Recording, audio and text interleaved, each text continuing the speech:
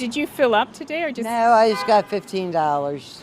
Is that because it's high? Yeah, I can't afford to fill up right now.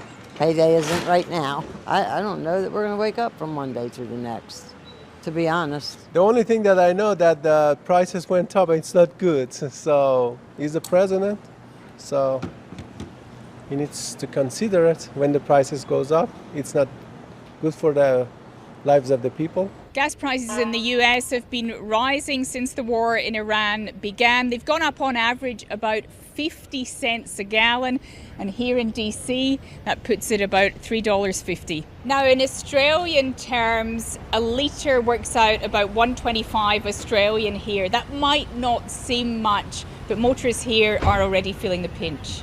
I just heard up 50 cents on the dollar so far since the war. Probably get a little worse before it levels out, would be my guess. The president says, look, they will go up for a short time, but it's worth it for America's security. What do you think about that? We don't really know how long this is going to take. We don't know how long his war is going to be. So it's uncertainty. He does never really tell us anything clear to us. President Trump says oil prices will drop dramatically once the mission in Iran is complete. And he says that higher prices... Man, this war better end fast. We got motherfuckers putting 62 cents of gas in their tank. Times are getting tough, Trump. We gotta end that war. Come on, dude. Bro went from one block to the next block. We are... And you're paying, what, $2 a gallon for your gasoline? That's okay. You know what that's like? That's like a tax cut. That's bigger than a tax cut. If Biden got in, you'd be paying $7, $8, $9. Then they say, get rid of your car. I can't believe it. $8. $8.21. You might as well get you a horse. Bro, what you doing? It go right there. Bro, got $6, bro? Yeah, bro, they could pick that shit up. Now, I am not paying $9 motherfucking dollars for gasoline. No way. Are you kidding me right now? Are you kidding me?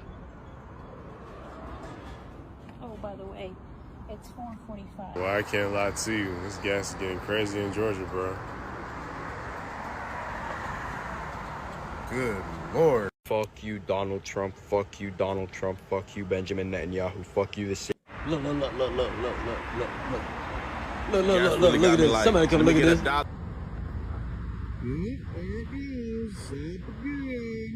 Not gonna play with me, bro, because I'm not gonna play. And I don't got nothing to lose. I don't got no family, nigga. I don't got no kids, nigga. I don't got nothing, nigga. All right, bro. You can slow down.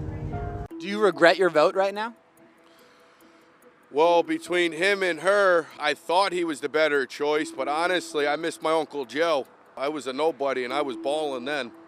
Now, I couldn't even tell you. I couldn't even show you $5 in my pocket. We spoke to Trump voters here in Florida who are ticked off about the fact that the gas prices in the state have gone up by an average of about 60 cents within just a week.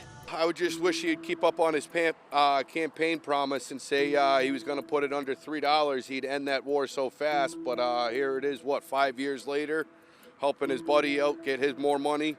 And then never mind charging us Americans all sorts of money for fuel that you just stole from Venezuela. And those gas prices are getting higher because of volatile oil prices due to the war in Iran, a war that these Trump voters tell us they hope wraps up quickly. If I could, speak to the president, I'd just encourage him to finish up this war and get us back to a safe world. He's saying about for our safety, leave somebody alone, they won't bother you. Hopefully this conflict over there will end, it's just unfortunate. The overall vibe here at the gas pump amongst these Trump voters is they feel like the economy is not going well right now. At the moment, I'm really out of work. My hope is that it's... he pleaded to the people, make America great again. We're tearing America apart right now.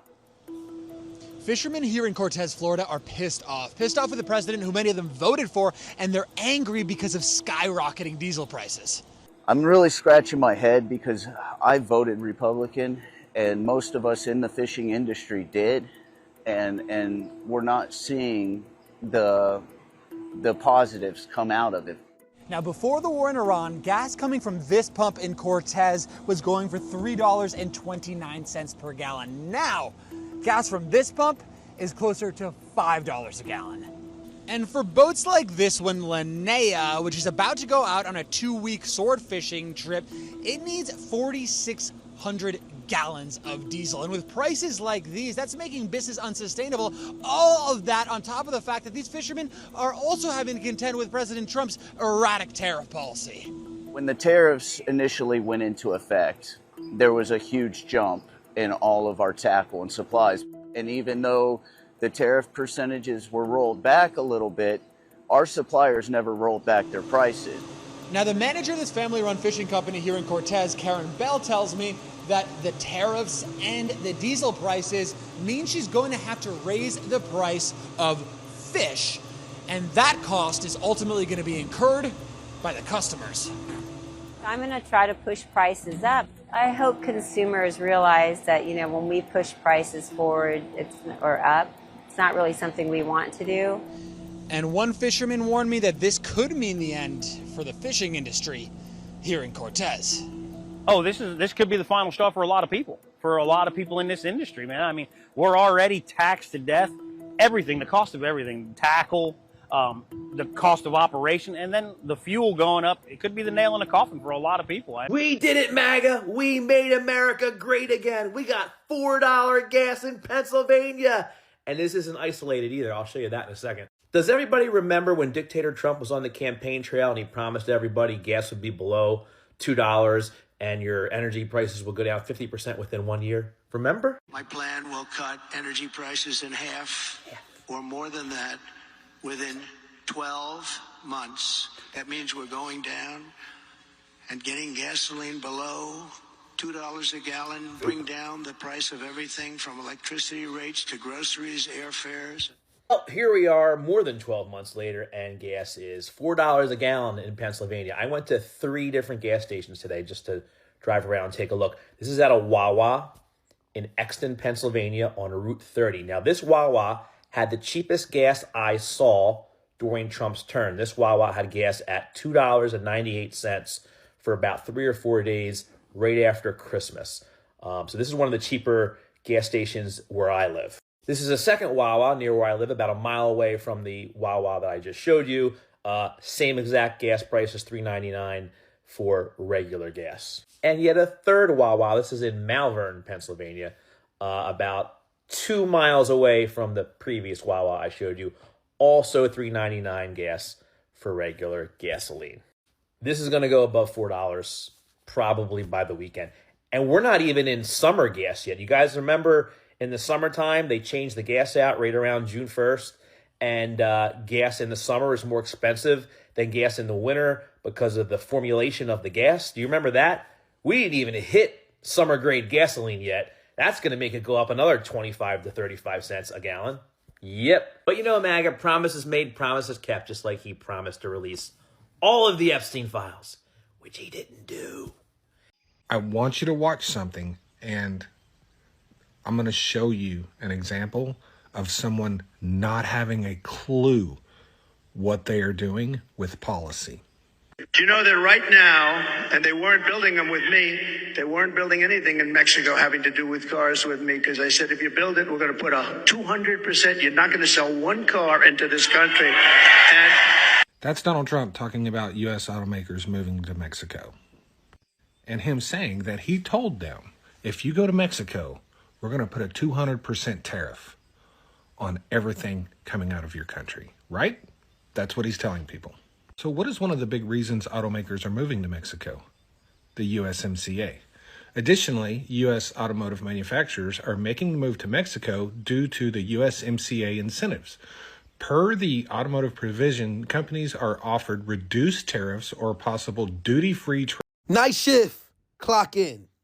This is as of 8 minutes ago, baby. As of 7:45, bitch. This shit's so motherfucking fresh. This tea so motherfucking hot, nigga. Now make sure you get it to our bitches before it get cold. This is ENN.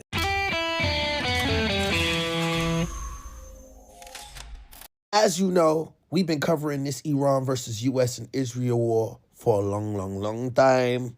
And baby, it's time to get back into it. Because Iran just struck an energy crisis. Some shit. I'm about to read it to you. All I saw is that prices of gas is about to go up. And that's a problem for us. This is as of 7:45. Look, 7:51 updated March 18, 2026. This is live from CNN. Iran strikes Gulf energy sites and fires erupt at major Qatar gas hub. Oil prices surge as energy infrastructure in the region came under attack. Meanwhile, Israel has killed Iran's intelligence minister. Here's the latest of what's going on. The attacks in the Gulf, oil prices have surged today after energy infrastructure in the Persian Gulf countries came under attack, with fires reported at facilities in Qatar, aerial threats and intercepted in Saudi Arabia following a warning in Iran's Islamic Revolutionary Guard Corps.